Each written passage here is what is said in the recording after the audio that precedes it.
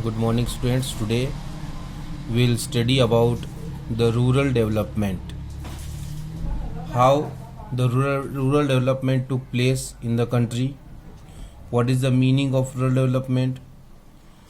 What challenges we have in rural development, the wrinkling challenges of the rural development and the emerging challenge of the rural development. We study all these in detail. The challenges of rural development. What challenges we have in rural development? First, we understand the meaning of rural development. Rural development means an action plan for the social and economic growth of the rural area. Rural and development.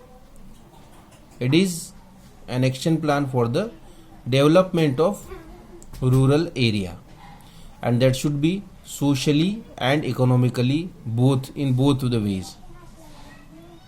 The action plan is to focus on the lingering and the emerging challenges in rural areas. Now, what are the lingering challenges and what are the emerging challenges? Lingering means the challenges which are there from a longer time, and the emerging challenges which are emerging now.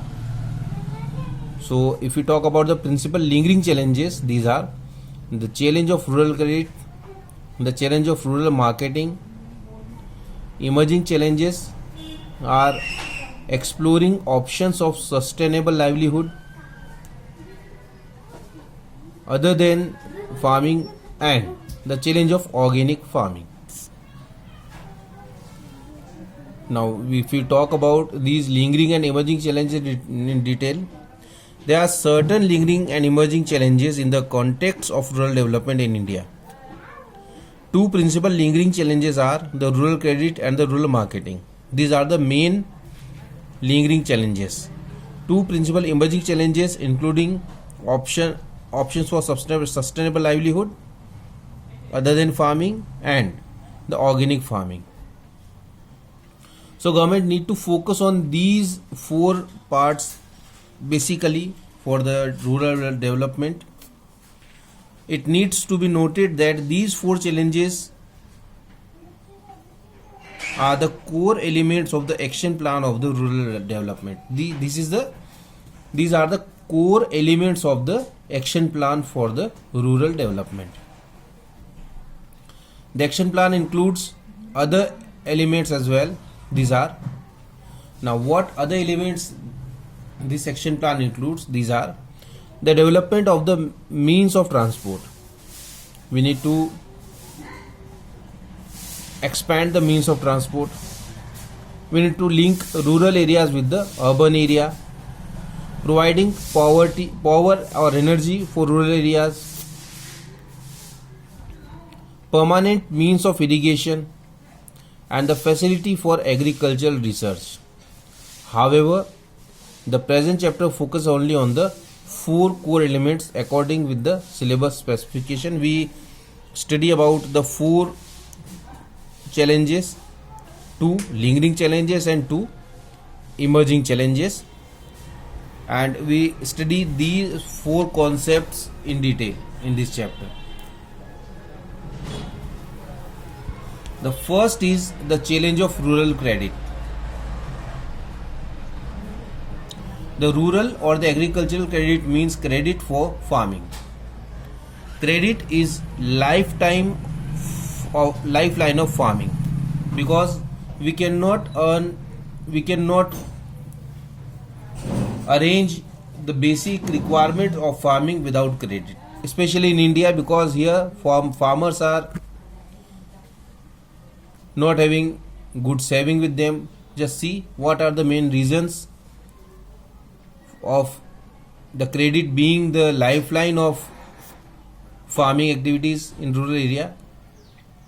The first and the basic reason, most farming families in India are small and marginal holders. Most of the farming families are either the small holdings or the marginal holdings, producing just enough for subsistence, and they produce just the quantity which is enough for their substance. and they seldom generate surplus for further investment. Very lesser time it happens that they produce for the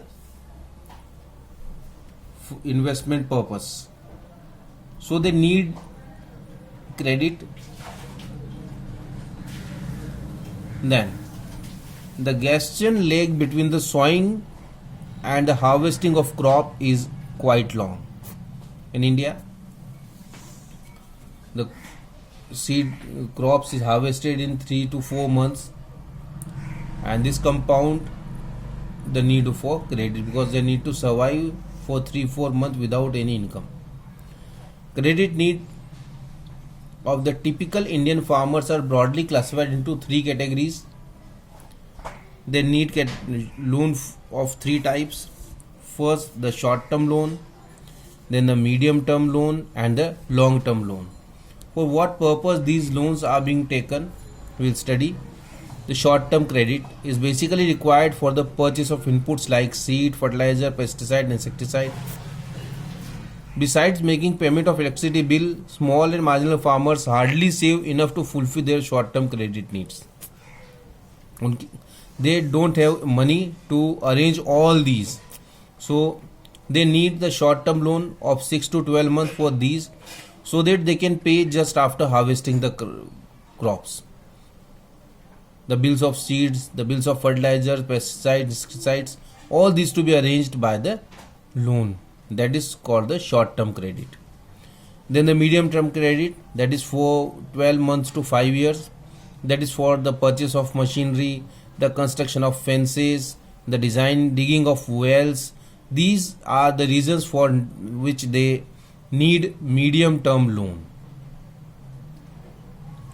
These loans are there for 12 months to 5 years. And then they have the long term credit, which ranges from 5 years to 20 years. These long term credit requirements are there for a purchase of additional land. If they want to purchase more land, then they need more bigger loan for a longer type, and for carrying out permanent improvements on the existing land, just like to have a permanent means of irrigation or to make any kind of permanent structure on the for the improvement of the existing land. So for that they need a bigger loan, maybe in lakhs of rupees and crores of rupees, and that is for the longer period, for maybe for the 20 years. So these are the credit requirements why they need credit. The credit requirement of the farmers may also be classified as productive and unproductive.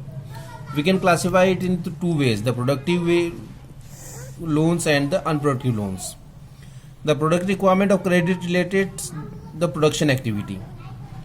The credit which needs for the production activity is called the productive loans or the productive credit, and the credit related to the consumption activity is called the unproductive requirement. So this is about the different types of credit that the farmers need. Now, what are the sources of these rural credit and the other related issues that we will study in the next video. Thank you.